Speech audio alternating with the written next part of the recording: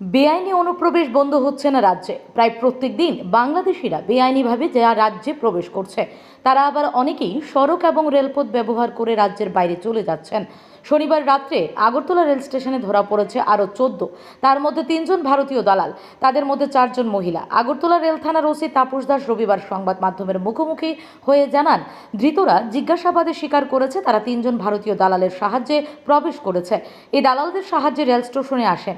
Agartala rail থানার police ধৃতদের বিরুদ্ধে একটি মামলা নিয়ে তদন্ত শুরু করেছে।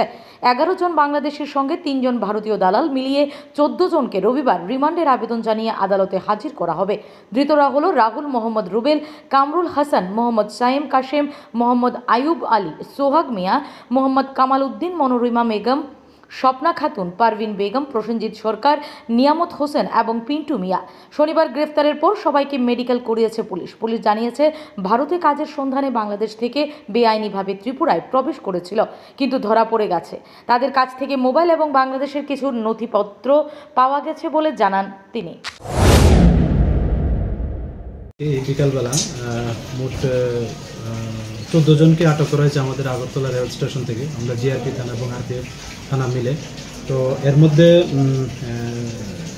11 জন তারা বাংলাদেশি ন্যাশনাল, তারা অবৈধভাবে বর্ডার ক্রস করে এসেছে এবং তারা ট্রেনে করে, মানে দূরপাল্লা ট্রেনে করে ওই আহমেদাবাদ এবং চেন্নাই যেতে চেয়েছিল, এরকম বলেছে আর কি। আর আমরা তাদেরকে সহযোগিতা করছিল, মানে আসা যাওয়াতে। এরকম আমরা 3 জন আমাদের যে ইন্ডিয়ান টাউন, ওনাদেরকেও অ্যারেস্ট করা হয়েছে, মোট 14 জন। তাদেরকে আজকে আদালতে পাঠানো এবং তাদেরকে রিমান্ডের আবেদন জানানো হবে। হ্যাঁ, আজকে তাদের মহামান্য আদালতে প্রেরণ করা মানে হচ্ছে এবং পুলিশ রিমান্ডও চাওয়া হবে।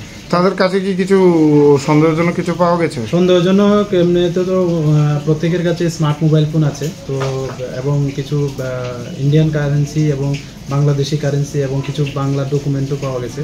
তো আমরা এগুলি দেখছি, খতিয়ে দেখছি কি আছে। Bureau report, S Bharat live 24 hours.